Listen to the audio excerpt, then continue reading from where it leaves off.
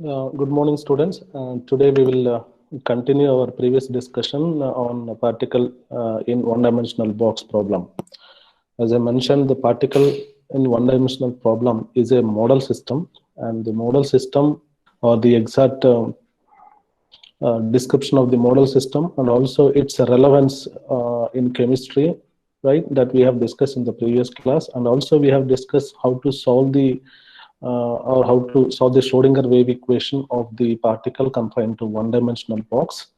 And also we have found the eigenfunction and eigenvalues, and the eigenfunction of the particle confined to one-dimensional box will have the general form of square root of 2 by L sine n pi x, where n can take the value from 1 to 1, 2, 3, 4, and so on.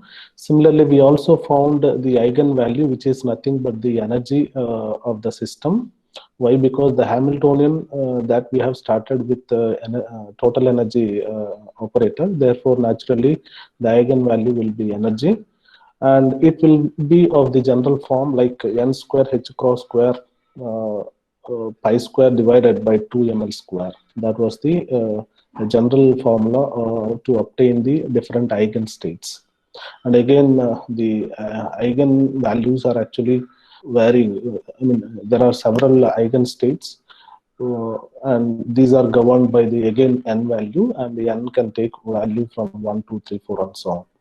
And we also seen the nature and appearance of the first wave function, that is nothing but the ground state. If you want to obtain the first wave function, then one has to substitute n is equal to 1 quantum number. Then accordingly we'll get the sine function, the wave function, and also corresponding eigen value, which is nothing but the energy of the state.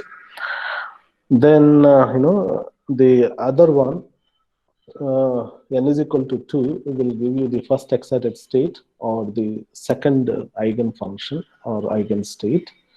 Corresponding eigenvalues are and then wave functions are given, and their appearance pictorially I have discussed. Similarly, and finally, what we have discussed is the third solution of a particle confined to one-dimensional box, where n has to be 3 in this particular case, and the eigenfunction will be square root of 2 by L sine 3 pi x by L, where the eigenenergy or the eigenstate will be 9h cross square pi square by 2ml square. And the nature of the eigenfunction is shown here. It will be varying on the left hand side. If you try to plot the with respect to x, the function value or the wave, how it is changing is shown here. So it will be initially 0, and then it will increase, and then it will decrease, and then it will reach a maximum in the negative direction, and again it will go to 0, and then from there it goes to maximum in the positive direction. And when the x is equal to L, it will be minimum, that is 0. And similarly, I have also discussed the probability density, how it changes with respect to x, is also we have discussed in the last class. So as a continuation of this, the last class, and if I try to plot if I try to arrange the eigenstates of a particle confined to one-dimensional box, they appear like this. So E1 refers to the ground state, that n is equal to 1. E2 is the n is equal to 2 quantum state, and n is equal to 3 quantum state, energy is E3. Okay, and the n is equal to 1 quantum state, the energy is h cross square pi square by 2ml square. Okay, so that will have that much amount of energy. And the wave function, we will come to the wave function later on, but anyway we have seen the wave function. But what I want to stress upon here is that the energy of the system in this particular case, it is not 0. The energy of the system, it is not 0. You can see here the h cross square is basically a constant, and pi, it is a constant. And for a given particle, for a given system, quantum system, m is again constant. Suppose if you are describing or if you are talking about electron, then its mass is 9.1 into 10 raised to minus 31 kg. And for a given system, again L is also constant. So overall it is a constant number, right? So it is a finite number and it is not zero. This is something different than the than a classical picture. Suppose if the same, if our system is a classical particle or a classical body, then energy of the system can be zero. Why? Because the energy, for example, before going to that, let me tell you, this energy is said to be 0 point energy, and why it is called 0 point energy we will discuss. But before that, let me tell you uh, uh, very interesting thing. Classical picture of a according to the classical laws, any system can have energy from 0 to infinity. For example, the same system that we are talking about, the particle confined to one-dimensional box, let's say it is governed by classical laws.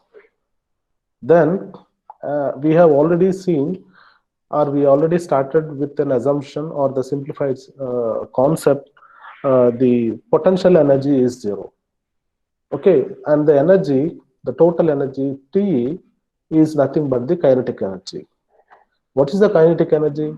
The kinetic energy is nothing but 1 by 2 mv square. 1 by 2 mv square. Okay, and m is a constant and v is the velocity of the particle. And what are the values that we can take it for the velocity v? As you can see here, that the velocity v, if a body is at rest, then the velocity is zero. Therefore, the kinetic energy is zero, isn't it? On the other hand, if the particle is moving with the infinite velocity, then naturally the energy of the system can be infinity. That is also possible. It all depends upon v. So the velocity can take values from 0 to infinity. Therefore, the particle confined to one-dimensional box, if it is obeying the classical laws, then its total energy, which is nothing but the kinetic energy, can be varied from 0 to infinity. That's all. Is it clear to you? According to quantum system, the same particle confined to one-dimensional box, if it is obeying quantum laws, its energy cannot be zero. That is a totally, is one contradiction, I would say. Why? Because the energy is h cross square pi square by 2ml square. So this is the quantity which is a finite quantity. It is not zero. Okay, and similarly, that is point number one. And second point, how the particle confined to one-dimensional box, if it is a quantum system, how it is different from classical behavior. I will give another example. The velocity can take any value of its own. It can also take fractions, right? It can take 1.2, 1.3, 1.4. It can take 2, 3, 4, 5, 6, 7, 8, 10, 100, like that. The velocity can be anything, right? Meters, so many meter per second, right? So the velocity, since the velocity value can be anything, therefore the energy of the particle confined to one-dimensional box will be is said to be basically continuous. Is said to be continuous. So you cannot have a different energy state. So it is like a continuous. But in this case, the particle confined to one-dimensional box, had it been the case, if it is obeying quantum laws, its energy levels are discrete. There cannot be any continuous energy states. Are you following this logic? Since the velocity is a continuous factor with regard to the system, if it is obeying the classical laws, then naturally its energy is going to be continuous, and we don't see any discrete energy states. However, in the case of the same particle, if it is obeying the quantum laws, then its energy levels are going to be discrete. So you can see here that, just for the sake of discussion, I have shown three energy states. Okay, so this energy is not possible. For example, 2h cross square pi square by 2ml square is not possible. Okay, or 1.5 h cross square, this is not possible. Or 3.5, this is not possible. Or 6.5, that is not possible. Okay, so the energy of the particle confined to one-dimensional box is exclusively governed by n square h cross square pi square by 2ml square. And n can take only the values of 1, 2, 3, 4, and so on. Other values other than 1, 2, 3, 4, and so on are not permitted. Therefore, these eigenstates are said to be discrete. They are not, continuous states. That is another point. The reason why it is said to be zero-point energy, why the system is having some finite amount of energy, is something that I will discuss now. Okay, why it is said to be zero-point energy? As I told you, the classical picture is entirely different. Okay, but the quantum picture is entirely different from the quantum picture. And why it is said to be zero-point energy is mainly because even if you keep the system at 0 Kelvin, even at that temperature, also the system will possess finite amount of energy, that is h cross square n square by 2ml square. Okay. Had it been the case that if you can take the system, if it is for obeying the classical physics, and if you are keeping at 0 Kelvin, according to classical physics, classical laws, it should be 0. But in this case, it never be 0. Why? Because it basically violates the Heisenberg uncertainty principle. Okay? It basically violates the Heisenberg uncertainty principle.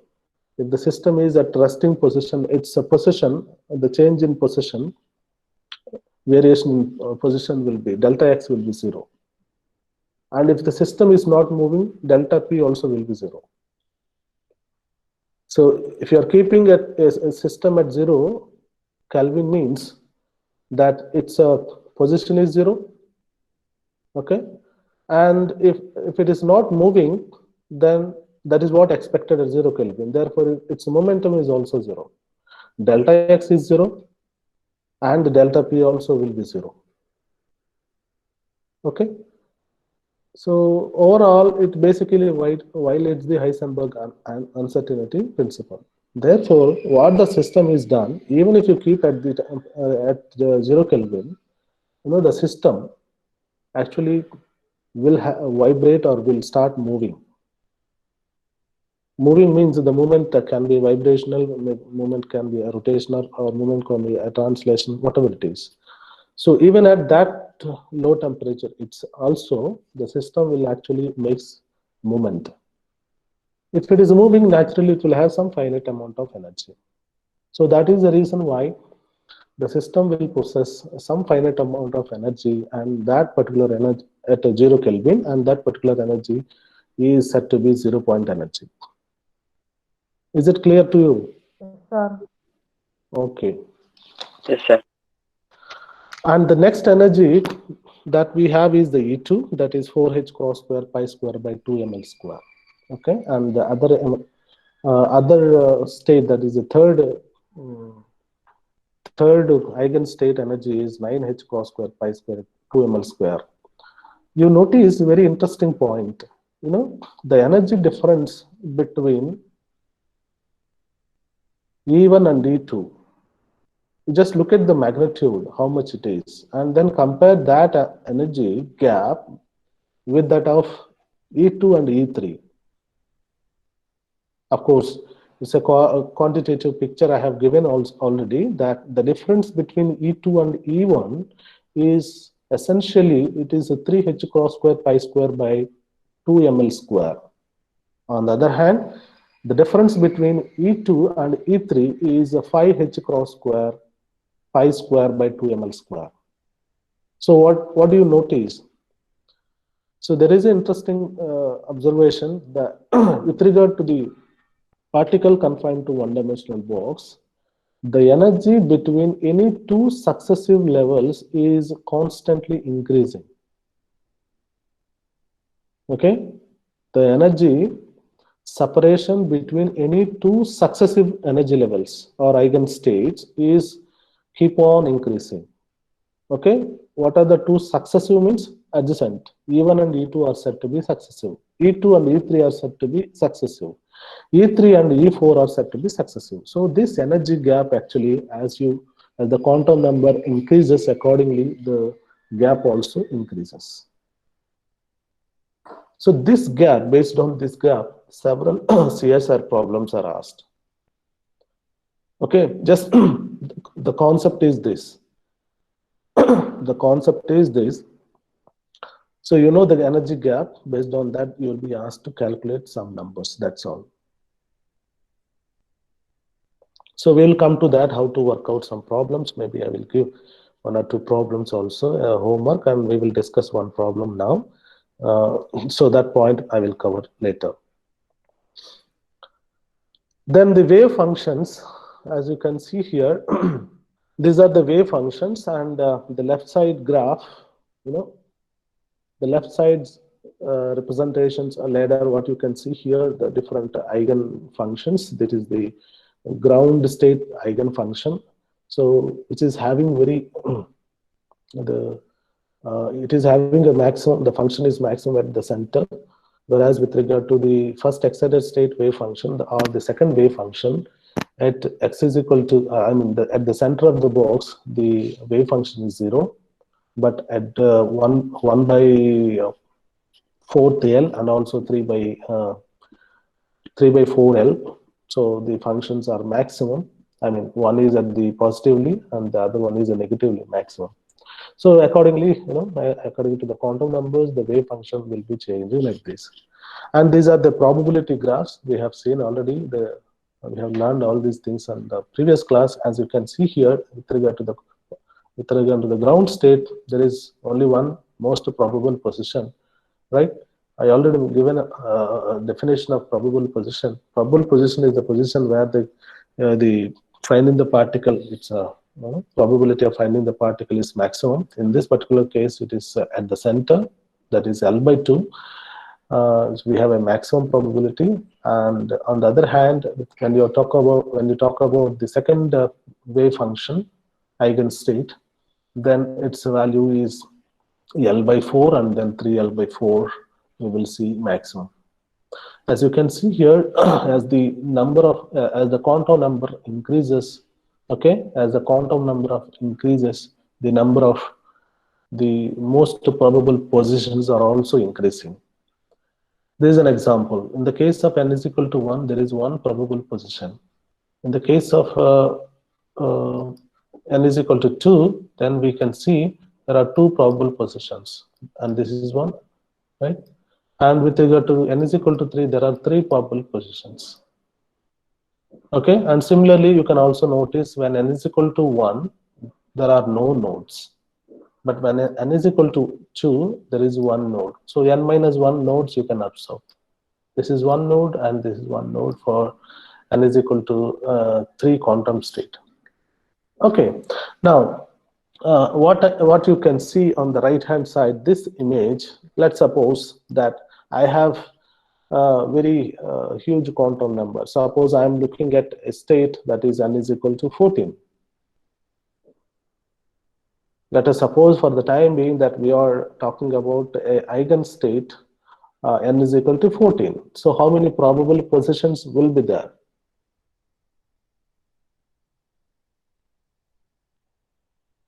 So definitely there are 14 probable positions.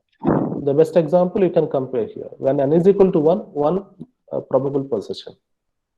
And when n is equal to 2, 2 probable position, n is equal to 3, 3 probable positions. Likewise, if we extrapolate the discussion, when n is equal to 100, let's say, then we will have 100 probable positions. When n is equal to 200, then there are 200 probable positions. Okay, then what happens when n is equal to infinity?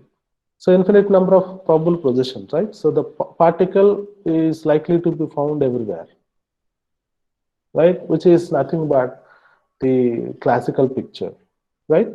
So suppose I tell you that, okay, there is some closed box, okay, one-dimensional box, and in that box we dropped one ball. Now I ask a question, and we ask ourselves one question: where is the ball? Whether it is at the center or whether it is at near to left corner, right corner, or somewhere else. So these are some of the obvious questions that we'll have. To address this, classically we say that it is likely to be found everywhere. It is likely to be found everywhere, right? You can't say that the particle is here. But quantum mechanics says that when n is equal to 1, that means it is likely that it can be anywhere, but there is a high chance that it can be found if it is in the ground state. If you are talking about in the normal state, the system is at the ground state, then there is a high chance that it will be found mostly at the center. It doesn't mean that you can't find its position in the other places. Why? Because you look at the wave function. The wave function is not zero at these regions, right? Whether if you are moving from the center to the right hand direction or the left hand direction, doesn't matter. The wave function is not zero. Had it been the case, the wave function is zero, then the probability will be zero. Then we can say that the particle cannot be found over there. But the wave function is not zero. Therefore, there is a finite probability you can always be there to be trace the particle in the other regions as well. Okay, so so this is the case with regard to the quantum system. Suppose if the quantum system, if you are if it is in a very large quantum number state, eigenstate, okay, then naturally it is the case that its results will be somewhat similar to classical results. Okay, so when the quantum number of a system, this is with regard to particle confined to one-dimensional box, but you can also apply this particular concept to any of the system that we may come across in this particular course, in a due course, maybe whether it is a harmonic oscillator or hydrogen atom or whatever it is. So as the quantum number increases, then any result that will actually emerges to a classical result. A quantum result will be somewhat similar to a classical result. Okay, that's the thing. So the quantum mechanical result resembles the same as the classical result if the quantum number is very large. That's very important. That's all. These are the eigenstate and the eigen functions of particle confined to one-dimensional box. Now, what I do the remaining time. So we will try to calculate the expectation value. Let's suppose that our system is in the ground state, and I want to exactly determine where is my particle. I want to determine exactly where is my particle within the ground state, where exactly it is, whether it is the center or maybe on the right hand side somewhere L by 3L by 4 or 4L by 4. So this is something that I just want to find out where exactly is the particle. So for that, normally if I ask you, then normally we try to do an experiment and then find out where exactly it is. But quantum mechanics says that you need not to do any measurement. What you can do, you just calculate the expectation value. Okay, So in the experiment, we always repeat the experiment and then we try to give an average value. So, but quantum mechanics says that you don't have to do that. You just calculate the expectation value. So in this particular case, anyway, it is L by 2, the most probable position. But with regard to the large number of position measurement, so you will get large number of data. Then, so you have to first do the experiment and then try to calculate or evaluate the expectation value or the average value. But according to quantum mechanics, that you don't have to do that job. Rather, it is it will be okay, or it is enough that if you can actually calculate this particular expectation value, right? So the what you can see here, it is the position. We are talking about position, right? So expectation value and position, momentum, or kinetic energy, total energy. So these are some of the things that anything with regard to any operator that we can calculate a corresponding expectation value. So we are basically, for the time being, we are interested in the position of the particle confined to one-dimensional box. And when it is in the ground state, what is its expectation value? That is what we are interested in. So for calculating that, actually you have to evaluate that particular integral, that is integral minus infinity to infinity, capital psi star x of t, x cap, and also operator, I mean position operator multiplied by again the total wave function dx divided by the numerator part. So the denominator part we have, right? I mean, please note that the capital psi of x comma t is the total wave function.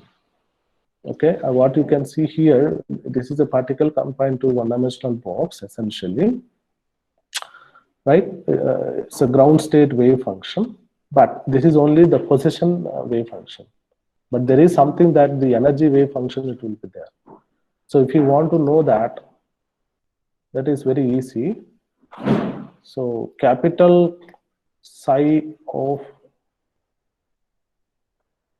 so for the ground state, it will be of this much.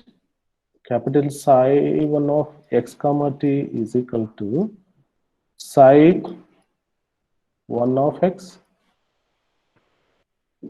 multiplied by e to the power, this is the time thing, I En. En means we are talking about ground state, therefore E1 of t by h cross, right? So this time factor is there actually. So as I told you that since the potential energy is actually is not changing or varying with the time, then we have solved only time independent wave equation, and the corresponding eigenstates, if you can multiply, if you want to get the total wave function, what you have to do, you have to multiply the time factor. Okay, in this particular case, as we are discussing about the ground state, this is the psi 1 of x. Psi 1 of x is nothing but this quantity. Okay, and there is a time thing that we are not discussing, but the total function, if I ask you to write it, or anybody, if they ask you to tell it, you have to tell the time factor as well. So that is very important. Please note down that. Okay, and for a stationary states, time thing is something that we want to exclude it for the sake of simplicity, right? So for stationary state, the expectation value in position is given by, okay, the time thing is basically avoided. That's all. Then naturally, then when you apply, if you can apply this expectation value for stationary wave concept to our particle in one-dimensional box, okay, then the equation is going to be like this. If you apply to our particle confined to one-dimensional box when it is in the ground state, the expectation value expression is something, it is basically integral 0 to L. Here the limits are in between. The particle is maximum allowed to move between two limits, that is 0 and L. Therefore, the limits have to be changed accordingly. And also, as we confined our discussion to the ground state, so psi1 of x we have to consider, and remaining things are same. There is nothing changed. But you can also notice here. So what is this? Integral 0 to L psi1 star x psi1 of x dx. That is essentially what? It is the probability, right? It is the probability, or it is the normalization condition, right? So this factor is actually 1, isn't it? Isn't it? We already normalized it. We already normalized the wave function, and we also found a normalization constant, and all the wave functions are multiplied. All the wave functions or the eigenstates of particle confined to one-dimensional box are basically multiplied with the normalization constant, that is square root of 2 by L. Square root of 2 by L is the normalization constant. If a function is normalized and the probability psi star psi, okay, integral psi star psi, or the integral psi star modulus of psi star square dx is equal to 1. So according to the normalization condition. Okay, therefore, what I mean to say is that the denominator part, you need not to worry about it. So it is enough that, to obtain the expectation value of position of the particle confined to one-dimensional box, especially to its ground state, if you want to describe, then the denominator concept probably you can neglect it. Had it been the case, if it is not normalized, then this particular denominator part has to be evaluated. Okay, since it is normalized, so I will neglect the denominator, and then we will only worry about calculating the numerator part. Okay, so that is the expression finally after all these assumptions. And then of course we can substitute what is exactly the wave function, that is square root of 2 by L sine pi x. So n pi x, but n is equal to 1, because we are discussing about the ground state of the particle one-dimensional, confined to one-dimensional box. So you can just replace the exact wave function, and then that is the expression. And in the next step, what you can do, there is the square root of 2 by L, and here also there is a square root of 2 by L. So there are two square root of 2 by L, then, and moreover these are constant. So with regard to the integration, they never actually change, right? So you can move this thing outside. So when you move to square root of 2 by L, okay, multiplied by square root of 2 by L, which essentially is going to be 2 by L. Okay, that is what I have written here. Then the remaining factor, integral 0 to L sine square pi x by L. Okay, integral sine square. So sine x and sine x. Okay, sine x and sine x and sine square pi x multiplied by x.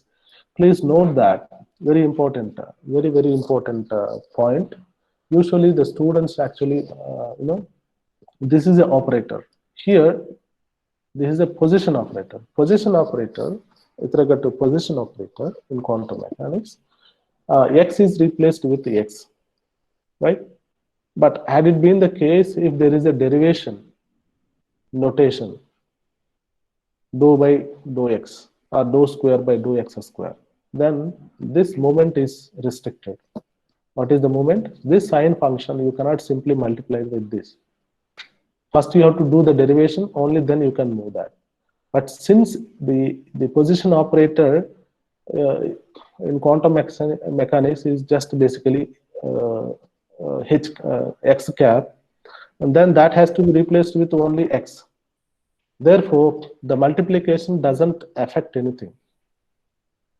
Okay, so you can simply move, in this particular case, the sine function, you can move this direction and take the square. And the x is written as such x. Then the next step is, Yes, sir. yeah, fine. So the next step is that you sine square x, you can just expand it. Sine square x is, or sine square theta is equal to 1 minus cos 2 theta by 2. That formula, you can make use of it. And then you can write expanded, but in place of theta, we have pi x by L is there. That's the only difference. So you can just expand it, uh, and then you can split up the integrals. You can split up the integrals also. Now there are two integrals can be written from this. One is uh, this particular thing. Okay, the other one is this integral and this particular thing. Okay, so there are two things are there. So that's what I have written. So square 2 by L is common to both the terms, and then integral 0 to L, here x is there. Okay, 1 by 2 actually, 1 by 2 multiplied by, there is actually x is there. So therefore overall it is x by 2 dx minus half. This half actually came from here, right? This 2 is there in the denominator, we have 2. So integral 0 to L cos 2 pi x by L multiplied by x. So that is the expansion of the above expression. And then the next step, what you can do, you can just do the integration. Okay, so integral 0 to yeah, just a minute.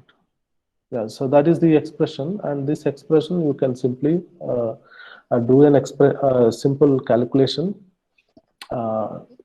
Basically, this first term is fairly easy to calculate because the integration of, so 1 by 2 is basically a constant, so you can just move outside, and integral x dx is basically x square, right? So x square, and then you can apply the limit. That is really simple, but this is something it is not simple. So we have an expression that cos 2 pi x by L multiplied by x. Okay, so if you have an expression like this, x cos x dx is equal to x sin x plus cos x. So product of integration of by parts, if you can apply that formula, this is what it comes out. So I have given a short formula also. So product integration of by products rule you have to apply. So here cos is one function, and then x need to be taken to be another function. So by products. So integral u and integral u v, okay, dx is equal to how much. So that is what I have done it. So you can also work it out, these things. Anyway, I'm going to share this PPT with you.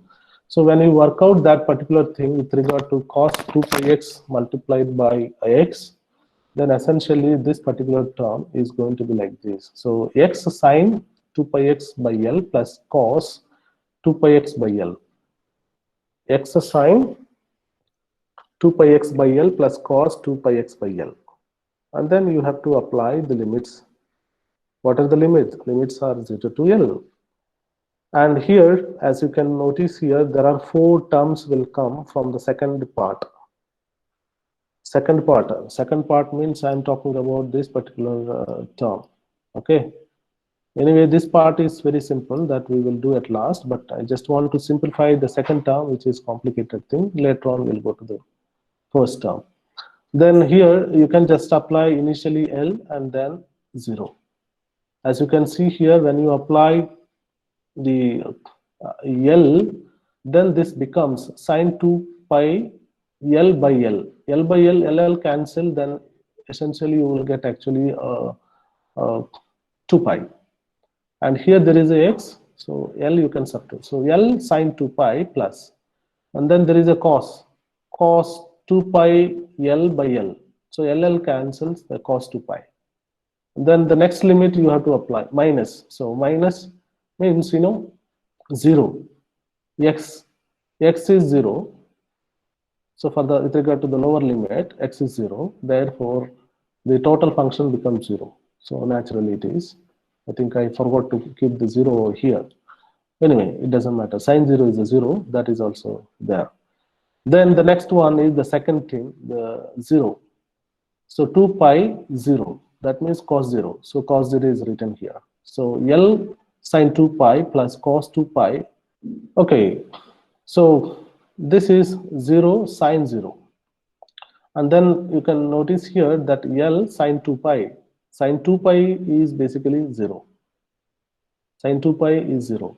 Cos 2 pi. What is cos 2 pi value? It is 1.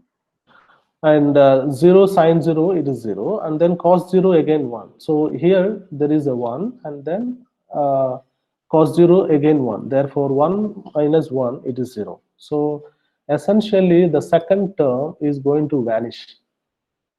Okay, this integral becomes 0. Only this integral will survive. Okay, that's what I have written here.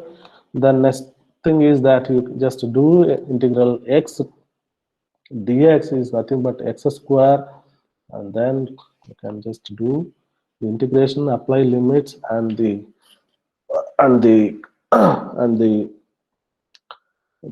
expectation value in position is found to be L by 2. Expectation value in position L by 2 when you talk about the ground, if the particle in one-dimensional box is confined to ground state. Okay, so this is somewhat consistent with the wave function. As you can notice here, the wave function of the ground state is actually maximum at the center, that is nothing but the L by 2. Therefore, the position is also expectation value when you try to calculate or when you try to experiment it. L by 2 will come out. Why? Because the wave function is 0, wave function is actually maximum at L by 2. Naturally, when you do an experiment also, or when you calculate this also, you are getting same L by 2, which makes really a sense. Okay. Then the next concept is expectation value of momentum. Expectation of to calculate the expectation value of momentum. Again, I will confine my discussion to ground state. Of course, there are cases where people will be asking the examination point of view different wave function, but whatever the wave function is given, then basically those wave functions you have to consider, and accordingly you have to calculate.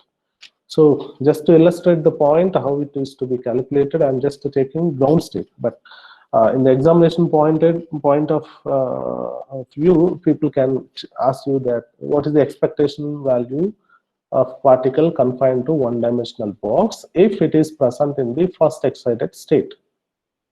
First excited state means n is equal to 1, that is the ground state. First excited state means the energy state which is above the ground state. First means the first one, second means n is equal to 3. So first means n is equal to 2. So this is the terminology, please don't confuse. And so in the examination, people can ask you that calculate with regard to so and so state or nth state. So you have to calculate accordingly.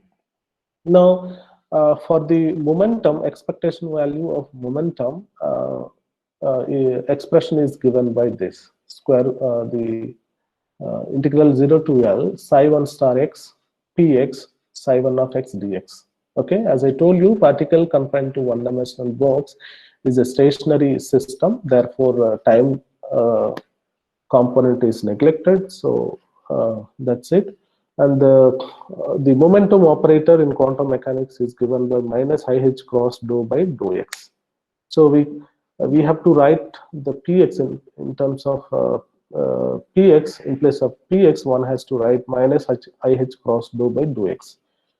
And then you can substitute the wave function, that is the ground state wave function, that is nothing but the square root of 2 by L sine n pi x.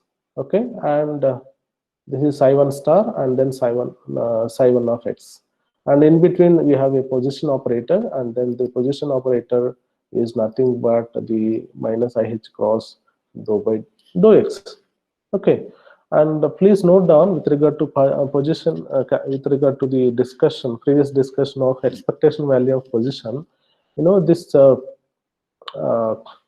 the complex conjugate notation I have not discussed with you, assuming that you already know the point, because sine function is a real function and there is no imaginary part. It will have a meaning or it will have a value only when there is a imaginary thing, that is I. As sine function doesn't have that particular function which is sitting under this, it doesn't have any I. So therefore this is this need not to, you need not to worry about this complex conjugate. Okay, that's what I have done, and same discussion is also true here. So what I will be doing that, here there is IH cross, and this we can move outside the integral. Similarly, there is a one square root of 2 by L, and there is another square root of 2 by L over here. So these two things I can move out there. So these are the simplifications or rearrangement that I'm doing in the next lab. Next step, that is minus IH cross is written outside because that is a constant with regard to the integral.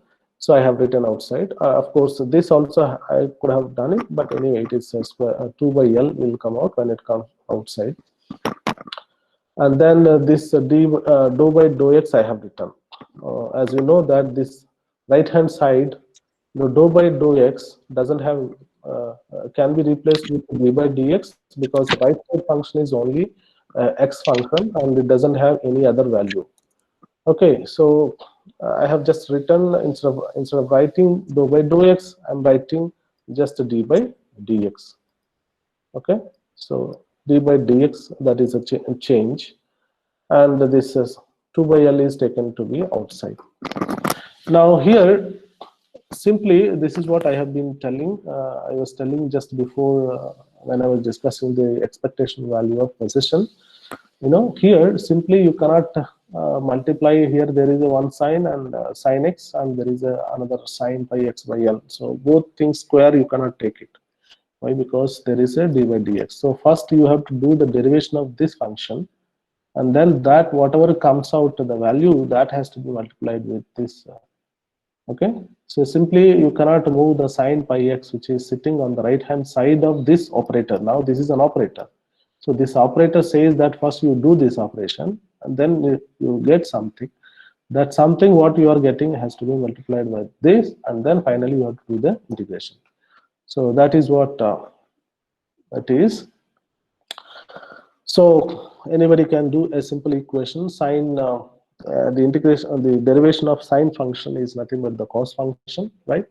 Sin x is equal to d by dx of sin x is equal to cos x. That's all. So, but here x is not there, but pi x by L is there. Therefore, the pi by L is constant, so that I have written outside.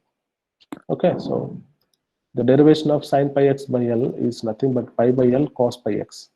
Okay, this pi by L will come out, and cos pi x. So the cos pi by L is a constant. So again, that I can take outside. Okay, that is what I have done in the next step. Where is the next step? Next step is in the next slide. You can see here minus IH cross 1 by L. Okay, 1 by L, where from it has come? Did you notice? Yeah, I will tell you how why I have written that. Actually, this is 2 by L. Actually, here there is supposed to be 2 by L, but the 2 I have taken for the sake of discussion. So this 2 I have taken. So since 2 is a constant, I can move inside or outside, whatever the way I like it. It doesn't matter. So I have done that. And earlier there was a pi by L sitting over the middle of this 2. So that is a constant. Therefore, I moved outside. So okay. So the 2 I have taken inside, and pi by L, which is inside the integral, I have moved outside. That's all I have done it. And why I have done it, it is very clear. As you can see here, this is of one formula. The formula is that, the formula is nothing but you have 2 sin x cos x is equal to how much? 2 sin x cos x is nothing but sin 2x. Yeah, sin 2x. So that's all. You can simply do that sin 2x thing, and that is what I have done, and then do the integration and apply the limits, and ultimately you will be getting the value. What is the value? The value is nothing but it is a 0. Okay, so you will get the answer 0 in this case. The momentum of a particle confined to one-dimensional box, if it is in its ground state, the expectation value is found to be 0.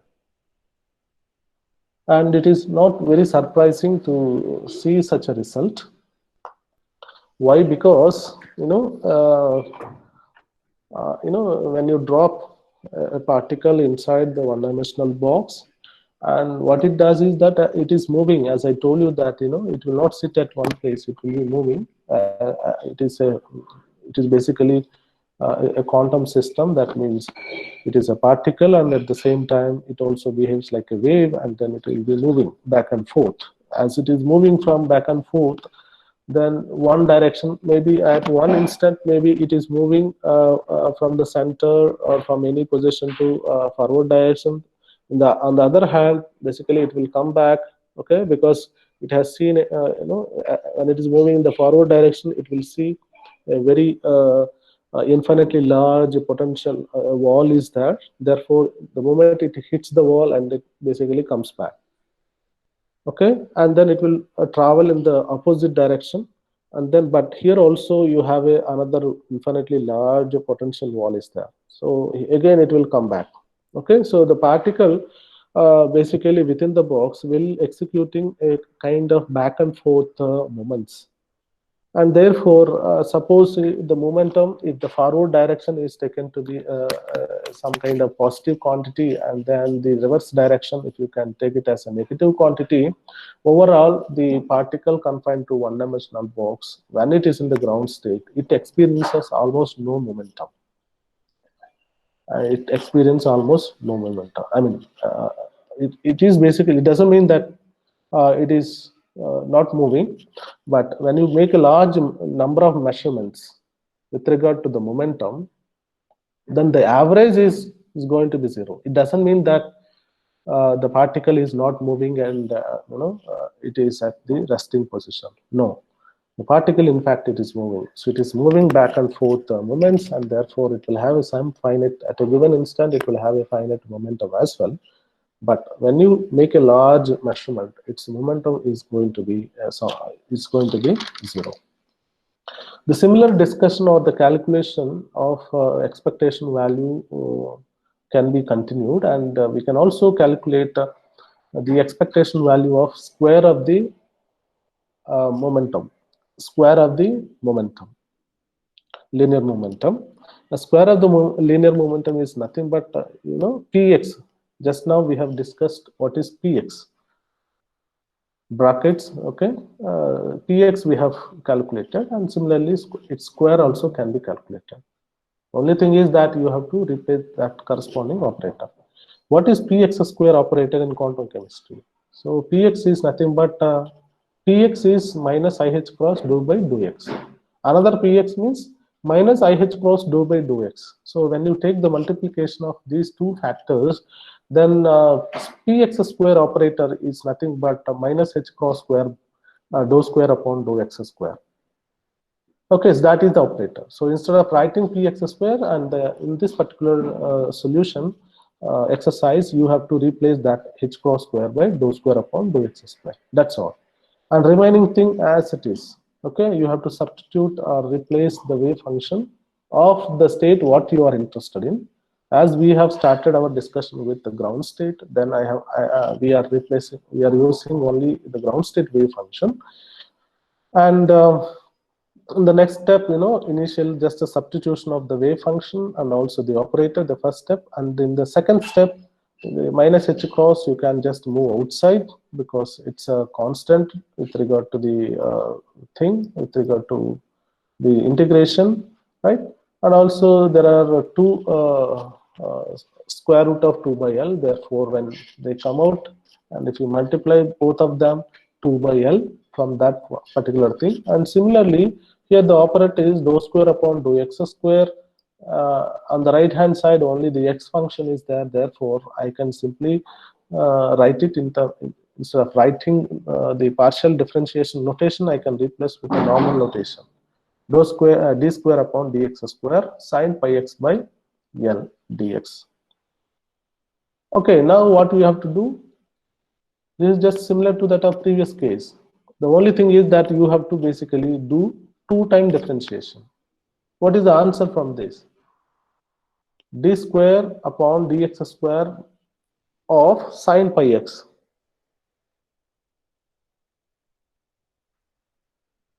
Can anybody tell the answer?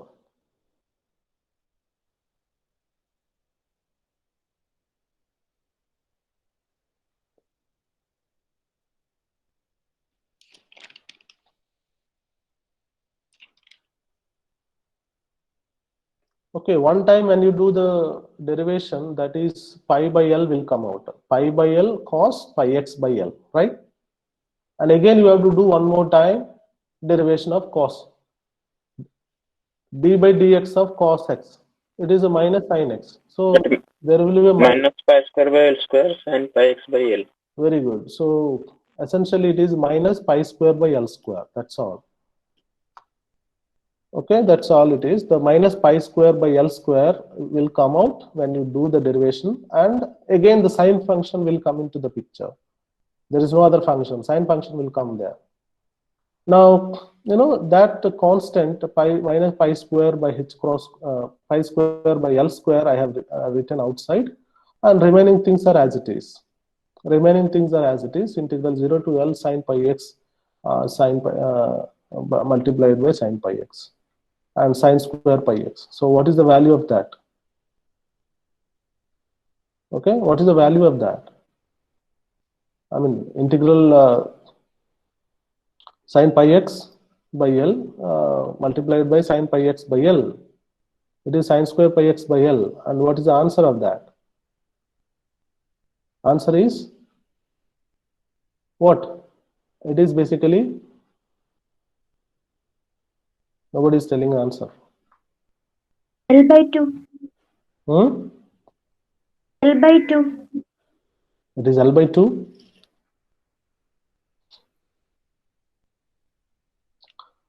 No.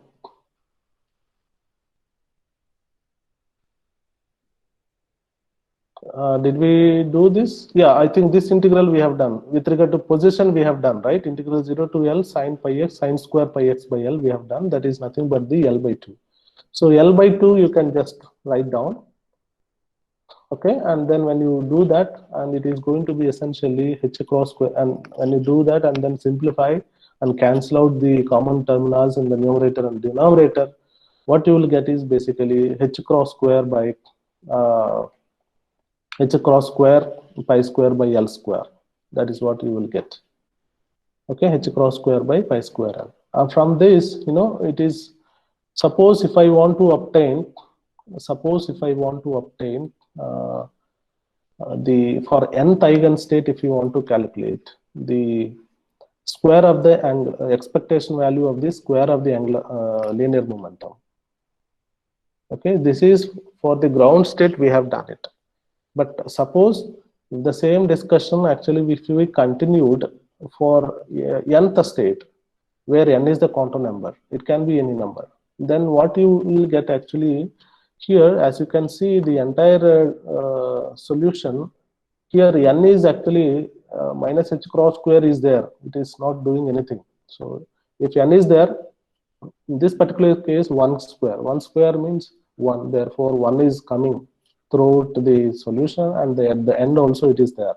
Suppose if n is there, then n square will be there as it is. So n square will come into the picture. So for nth eigenstate, the square of the linear momentum, expectation value of the square of the linear momentum is going to be n square h cross square by pi square by L square. Right?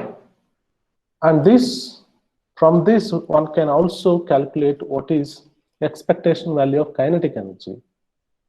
From this number we can also calculate expectation value of kinetic energy. What is kinetic energy in quantum chemistry? So the kinetic energy operator is nothing but basically px square by 2m. Px square by 2m. Right? I think this is something that we already discussed. Where from that px square has come? Kinetic energy Ke is equal to half m v square, right? Suppose if you are talking about only the kinetic energy, the x component of the kinetic energy, then it is, you have to consider on the x component of the velocity, therefore it is Vx square. Okay, and numerator and denominator, if you multiply with m, then it is it is m Vx square divided by 2m. And mv means it is a momentum, right? That we represent with the p. So since we are talking about the x component of the velocity, therefore naturally it will be px square. Sorry. So that will be px square, and the denominator we have 2m. That's all. So from there it has come. So from the px square, that means the square of the expectation value in momentum value. If you can extrapolate the discussion, one can calculate expectation value of kinetic energy of the particle confined to one-dimensional box. In that particular case, that what you have to do is just multiply with 1 over 2m. 1 over 2m, when you multiply it, as you can see here, that there is a 2m that will come. And the point here is that this particular value, as you can see here, that n square h cross square by pi square by 2ml square. Okay, what is this value? This value is the total energy of the eigenstate. This value is nothing but the total energy of the eigenstate, or nth eigenstate, sorry, the total energy of the nth eigenstate. It can be applied to any state. Okay, so this is not very surprising. Why? Because the total energy, the particle confined to one-dimensional box, the potential energy is 0. Therefore, it will have only kinetic energy, and that kinetic energy will be the total energy. So therefore, even if you do this method if you try to calculate the kinetic energy, expectation value in the kinetic energy, it is going to be n square h cross square by pi square by 2ml square. So having completed the discussion of expectation value in position, momentum, and square of the momentum, then let me give you one very brief discussion about the application of particle confined to one-dimensional box. There are several type of problems are generally asked in various competitive examination. One such problem I will discuss, and remaining problem maybe we will discuss maybe as and when we have some sufficient time. Maybe problems, detailed problems, CSR problems, maybe I will discuss as and when I find some time. But for the time being, I'll just give you the flavor of how this particular concept can be extrapolated in understanding certain concept in chemistry. So one such application is that calculation of length of 1,3-butadiene molecule. Calculation of the end-to-end bond length. End-to-end bond length. Okay, end-to-end means that it is not the distance between carbon atom number 1 and 2. It is the distance, overall distance from carbon atom 1 and 4. That's the distance that we are going to calculate by using this concept of particle confined to one-dimensional box. As you all know that 1,3-butadiene, I'm sure that most of you have studied the molecular orbitals of 1,3-butadiene. You can see here there are 4 carbon atoms, and they are actually conjugated. They are in conjugation. That means alternative double bonds are there. And each carbon atom is possessing one p orbital, which pointing along the z direction, which is not participating in the bonding. And in this p orbital, we have one electron. So these electrons are basically delocalized. So they are not confined to one particular carbon atom as such, but rather they are actually the property of everybody. Like, okay, that is what the meaning of the delocalization. So the electron is no longer confined to a particular atom, as they are in bonding, and the electrons are actually delocalized. They are not localized. They delocalized among all the carbon atoms. So this is these are the orbitals. And the bond length of this particular molecule from especially from C1. That means, suppose if I want to know what is the length of this molecule, okay, I want to find out what is the length. That is somewhat easy, that we can estimate based on our previous knowledge. What is our previous knowledge? Our previous knowledge is that, okay, if you have aliphatic compound and CC single bond length is 1.54, and then double bond is this much, right? So based on that, basically we can estimate. That is what I am telling, the previous knowledge. Okay, so let's suppose, for the sake of, since it is in conjugation, they are not actually double bond, they are not exactly like a single bonds also. And let's say that 1.4 is the on an average, let's say there are 3 bonds. Okay, there are 3 bonds. So 3 bonds, 3 multiplied by 1.4. So on an average, I'm taking the distance between C1 and C2, and also C2 and C3, and C3 and C4, and everything I'm taking to be 1.4 on an average. On an average, I'm taking. Therefore, the length of the box, or the length of the molecule, will be 4.2 angstroms. The length of the molecule will be 4.2 angstroms. Okay, now this is something that I just wanted to verify with this particular particle confined to one-dimensional box problem. Okay, so this can be done, this method.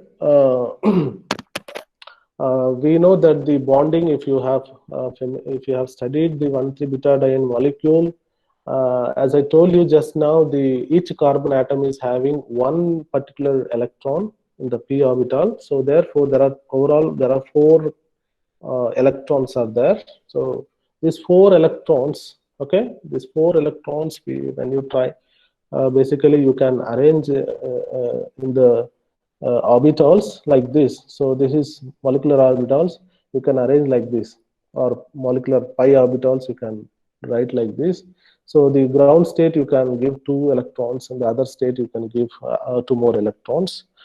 Okay, and then you have 2 more hybrid orbitals, but then those hybrid orbitals, to fill those hybrid orbitals, we don't have enough electrons. So only you have 4 electrons. These 4 electrons, in the order of energy, you can basically fill it.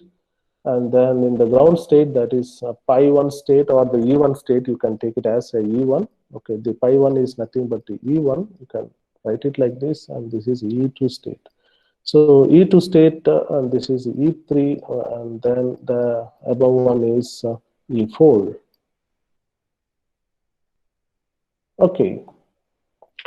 Now, now the energy difference between, the energy difference between E2 and E3 is nothing but delta E is equal to E3 minus E2.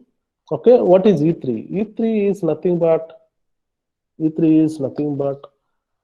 9 h cross square pi square by 2 ml square. So according to a particle confined to one-dimensional box, as I said, that we can neglect the sigma electrons. So we are only talking about the pi electrons.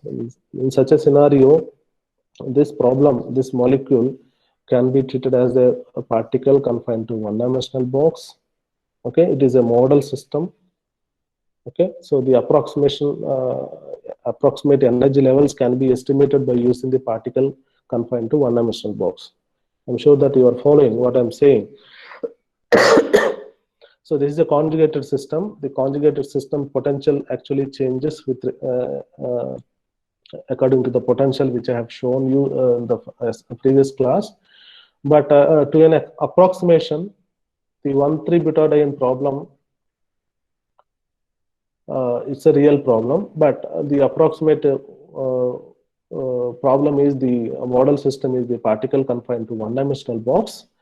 And you can basically take the concept from particle confined to one-dimensional box, and then we can estimate certain things. That is what I'm trying to do.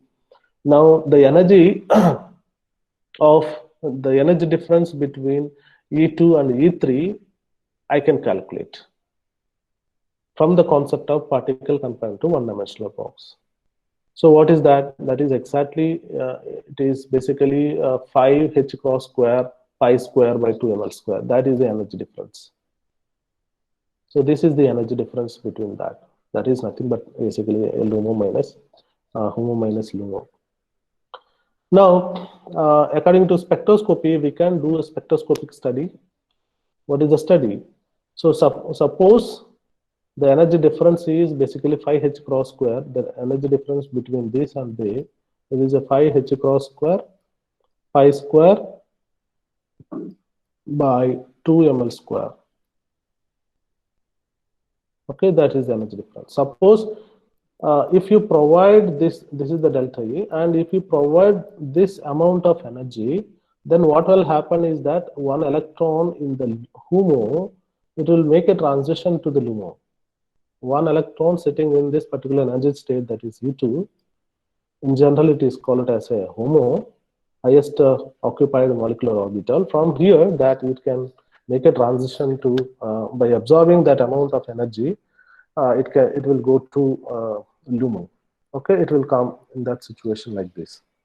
Therefore, from spectroscopy, one can actually find out where the transition energy is happening, where exactly the transition is happening, right? So when the energy gap is exactly matching with the applied photon energy, then the transition takes place. Otherwise, it will not take place, the transition, right?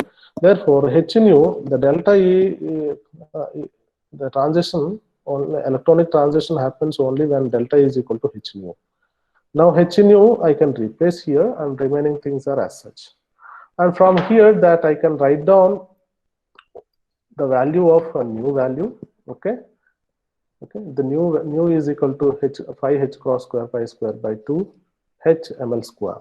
Okay, h actually I have moved to the denominator on the other hand side. Okay, now the mu is nothing but c by lambda.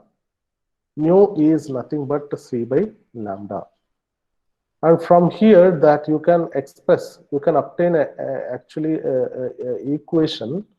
an equation for L, an equation for L, and then L square is equal to 5 h lambda by mc. So basically, this formula you have to basically simplify it. Then after simplifying, you can substitute the appropriate values. What are those values? And here in this expression, there is a H Planck constant, that is 6.625 into 10 raised to minus 34 joule second, and lambda in the case of 1,3-butadiene.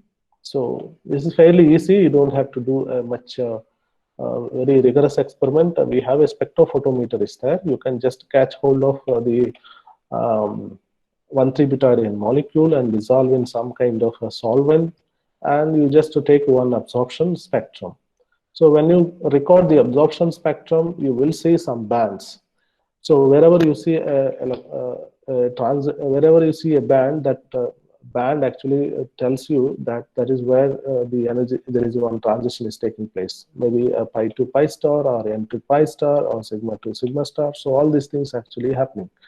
So from spectroscopy, it is fairly easy to estimate what is lambda.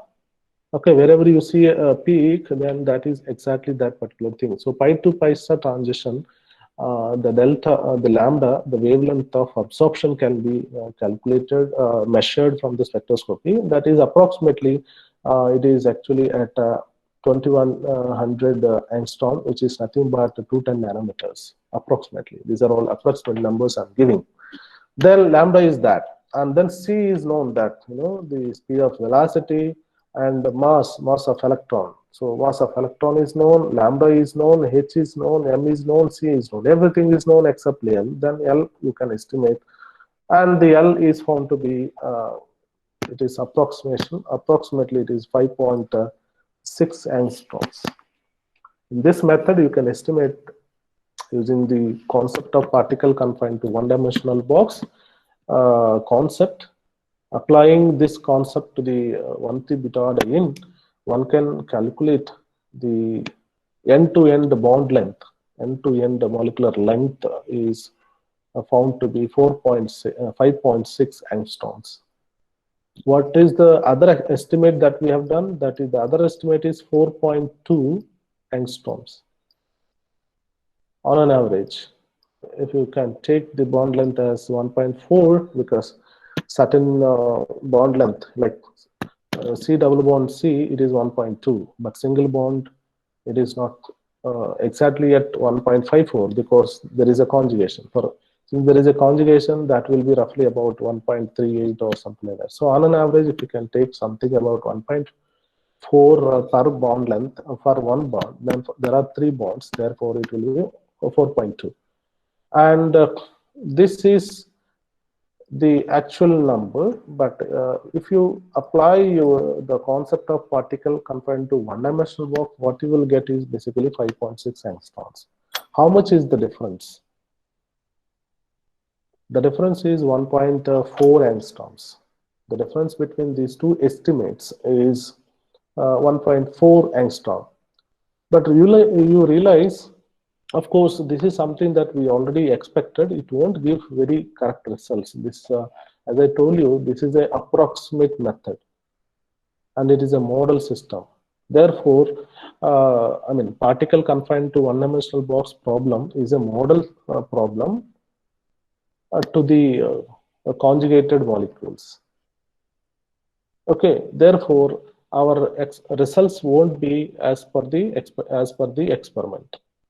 Our results won't be as per the experiment. Why? Because that in the theory of particle confined to one-dimensional box, what we did was actually the potential energy we have taken to be zero everywhere within the box.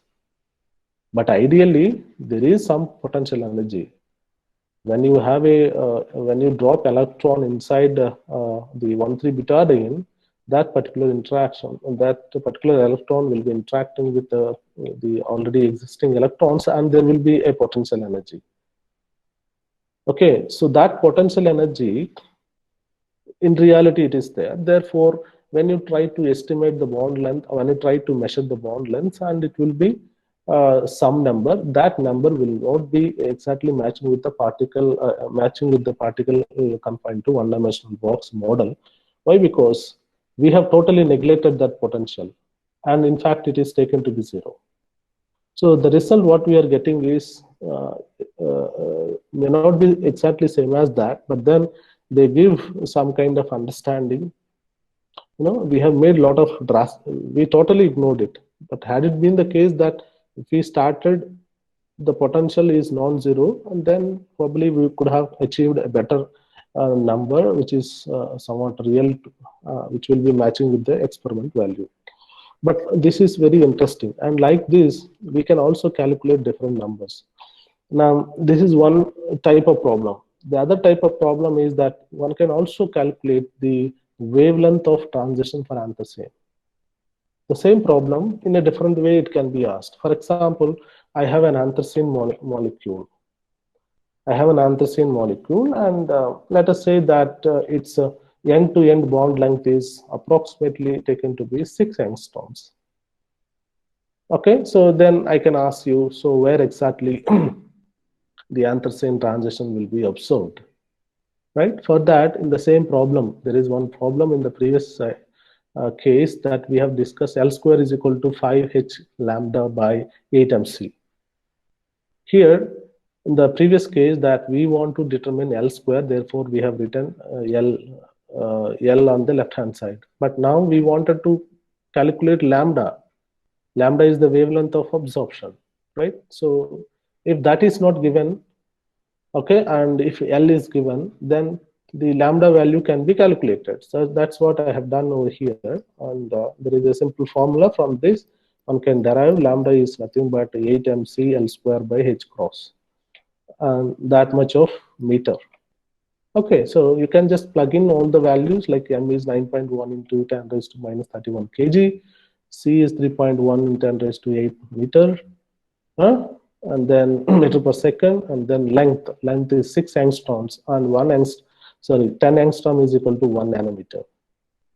Okay, or accordingly you can calculate and convert into meters, and then h is 6.625 into 10 raised to minus 34 joule second. So you can basically substitute all the values and then you can determine the the lambda value, and the lambda is nothing but the wavelength of absorption or the transition.